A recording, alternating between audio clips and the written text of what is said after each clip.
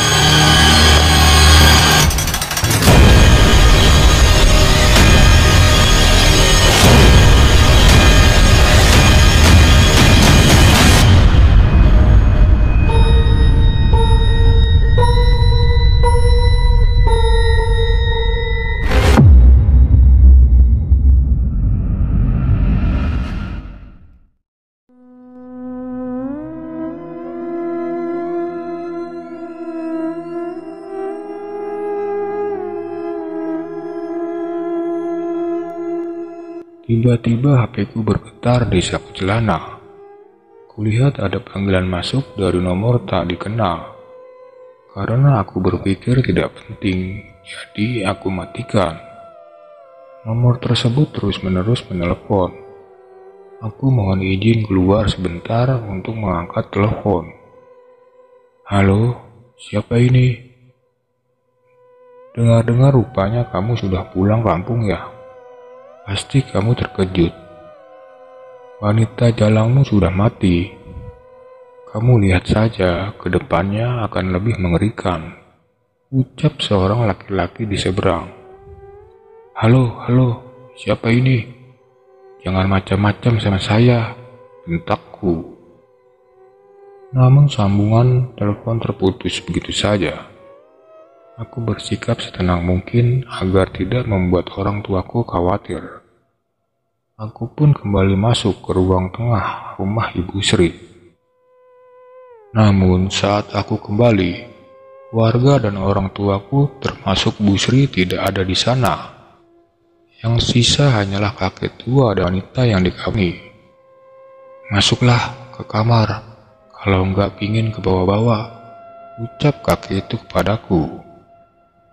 Aku pun bergegas masuk ke kamar, yang ternyata sedari tadi ada bapak menunggu di pintu kamar sambil melambaikan tangan kepadaku. Aku dan yang lain bersembunyi di kamar itu, sambil sesekali mengintip ke ruang tengah, karena kamar tempatku bersembunyi memang ada di ruang tengah. Beberapa saat kemudian, ada suara wanita berteriak kencang. Lebih terdengar seperti nada marah. Samar-samar ku dengar kakek tua ketakutan.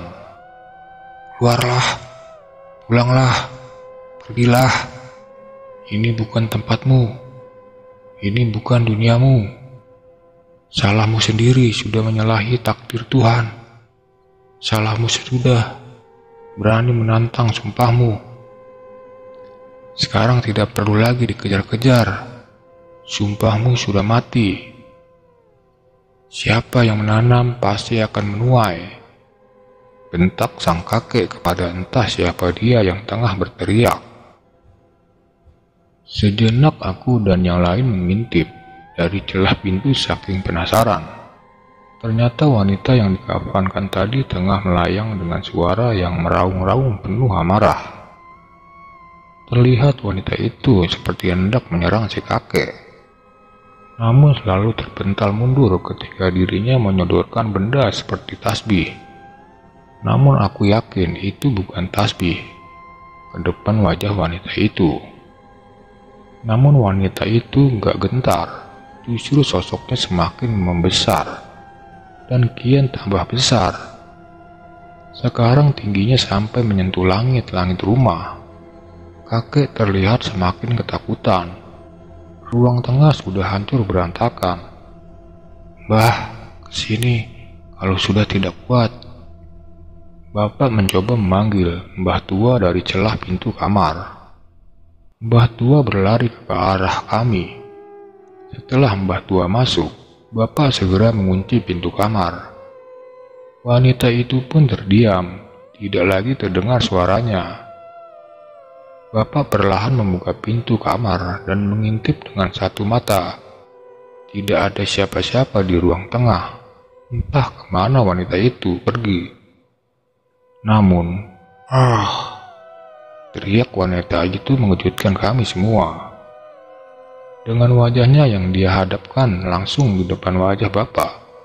Wajahnya yang telah memerah dengan urat-urat yang menonjol, mata yang melotot dan darah yang terus keluar dari mulutnya. Bapak sangat kaget dan membanting pintu keras-keras.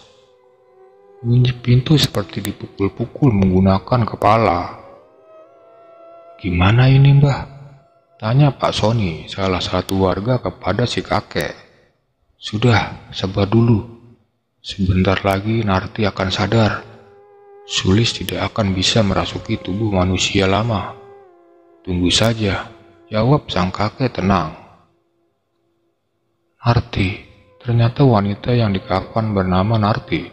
Siapa dia, batinku?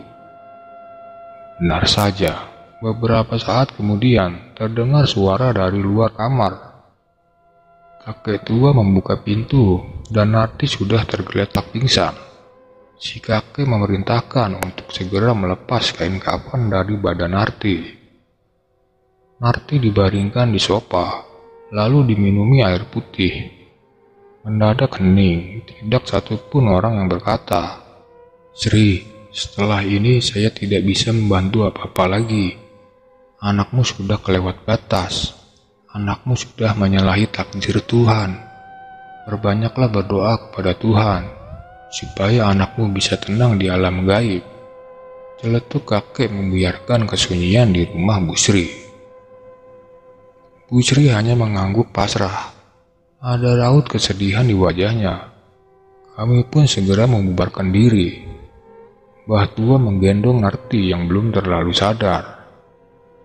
Sesampai di rumah, aku membuka obrolan dengan ibu yang hendak memasak.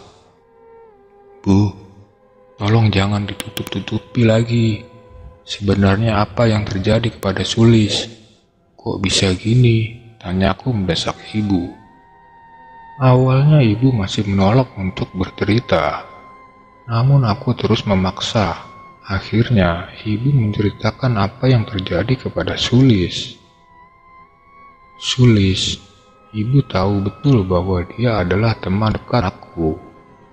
Mereka sudah bersama-sama sejak mereka umur 2 tahun. Bahkan dulu ketika aku dan Bu Sri hamil anak kami sempat punya rencana untuk nantinya ketika anak kami dewasa, kami akan menjodohkan mereka. Bukan tanpa alasan, Bu Sri pun karibku sejak bangku SMP, sampai akhirnya kami sama-sama menikah dan hidup bertetangga. Sulis adalah gadis yang manis, matanya kecil, hidungnya mancung, dan lesung pipit yang menawan. Dulu aku sangat berharap bahwa kelak Sulis akan menikah dengan anakku, Kidung. Namun, sejak Kidung merantau ke Jakarta untuk kuliah, sepertinya hubungan mereka berdua menjadi renggang. Kidung jarang pulang kampung, sedangkan Sulis telah bekerja di sebuah koperasi rumah sakit daerah. Mereka sama-sama sibuk, mungkin tidak pernah sempat saling melempar kabar. Akhirnya, pada akhir tahun 2004, aku dan Bu Sri sempat berunding kecil-kecilan. Kami berencana untuk mengkomunikasikan niat baik kami kepada Sulis dan Kidung. Aku ingin setelah Kidung wisuda, segera melamar Sulis untuknya. Namun, pada pertengahan Maret 2005, ada berita kurang baik geger di desa. Kabarnya, Sulis terpergok berzina dengan seorang pemuda di gubuk tengah sawah, tak jauh dari rumahnya. Namun meski begitu, Sulis masih mengelak bahwa dirinya tidak berbuat asusila. Dia mengakui bahwa memang sedang berpacaran dengan seorang pemuda di gubuk tengah sawah malam itu. Namun, mereka hanya sebatas ngobrol santai dan menikmati semilir angin di sawah. Berita cepat menyebar dari mulut ke mulut, maklum orang desa. Aku sempat bertanya kepada Busri, namun dia pun mengelak dan membela anaknya. Sejak beredarnya berita tersebut, Sulis sepertinya dikucilkan di pergaulan desa. Orang-orang membicarakannya, Sulis menjadi jarang terlihat keluar rumah. Dia keluar hanya ketika berangkat dan pulang kerja. Busri pun memilih menarik diri dari lingkungan sekitar. Yang masih biasa kumpul-kumpul hanyalah Pak Rizwan suaminya. Pak Rizwan selalu bersikap seolah tidak terjadi apa-apa dengan anaknya. Sampai suatu ketika, saat Pak Rizwan ronda bersama ketiga warga lain, Pak Rizwan dibuat marah besar karena celetukan dari salah satu teman rondanya, Pak Edi. Pak Edi secara sadar mengatakan bahwa anaknya mirip seperti wanita jalang, tidak punya sopan santun. Pak Edi juga memojokkan Pak Rizwan agar Pak Rizwan selalu menjaga anak gadisnya serta mengajarkan pentingnya harga diri. Ternyata perdebatan panjang malam itu, warga sekitar rumahku ramai dibuatnya karena Pak Rizwan dan Pak Edi sempat baku hantam. Jangan berani menjelek-jelekan anakku. Anakku tidak melakukan hal seperti itu. Anakku cuma kena fitnah dari mulut-mulut laknat kayak kalian semua. Pak Rizwan mengamuk pada malam itu, padahal banyak warga yang menonton perdebatan mereka. Setelah dipisahkan oleh warga, Pak Rizwan buru-buru pulang dan menanyakan secara terang-terangan kepada anaknya. Sulis, bilang sama bapak bahwa kamu tidak melakukan hal yang tersebar di warga sini. Bentak Pak Rizwan di kamar Sulis. Iya pak, Sulis nggak melakukan hal seperti itu. Sumpah pak, jawab Sulis. Ya sudah, besok kamu harus melakukan sumpah pocong supaya warga di sini percaya dan berhenti merendahkan keluarga kita. Kita sekarang seperti sudah tidak punya harga diri. Putus Pak Rizwan bulat. Kabar tentang Sulis hendak melakukan sumpah pocong pun tersebar luas, hampir ke seluruh pelosok desa. Banyak warga yang kontra dengan hal tersebut, karena tidak main-main, sumpah pocong bukan sumpah biasa. Jika berkhianat dari sumpahnya sendiri, bisa kena batunya bertubi-tubi. Namun, keputusan Pak Rizwan tidak bisa diganggu-gugat. Dia marah besar karena ucapan Pak Edi yang begitu menyayat hati. Hari yang ditentukan pun tiba, tepatnya hari Kamis sore. Warga berbondong-bondong berkumpul di Masjid An-Nur, masih dekat dengan lingkungan rumahku. Aku dan suamiku juga turut menyaksikan. Sulis sudah terbaring di dalam masjid dengan berbalut kain kafan. Didandani persis seperti pocong. Lalu di sana ada Mbah Gandon, sesepuh desa, yang sudah bersiap membimbing ritual sumpah pocong. Ada pula Pak Ustadz yang ikut mendampingi. Busri sebenarnya ragu dan tak tega bila anaknya sampai harus melakukan sumpah pocong. Pak Rizwan yang temperamental tidak bisa dielakkan lagi kemauannya. Sumpah pocong dimulai dengan ceramah dari Mbah Gandon dan Pak Ustadz yang menjelaskan maksud dari diadakannya sumpah pocong oleh Sulis, yaitu hendak meluruskan kabar yang beredar di masyarakat tentang dirinya. Kemudian dilanjutkan dengan Pak Ustadz membacakan lantunan ayat suci Al-Quran dan meletakkan Al-Quran tersebut tepat di atas wajah Sulis yang terbaring. Pak Ustadz pun meminta Sulis untuk mulai berkata fakta yang sesungguhnya.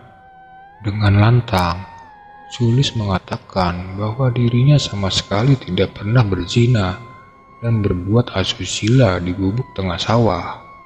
Sulis mengaku salah karena sudah berpacaran di sana yang mengundang kecurigaan warga.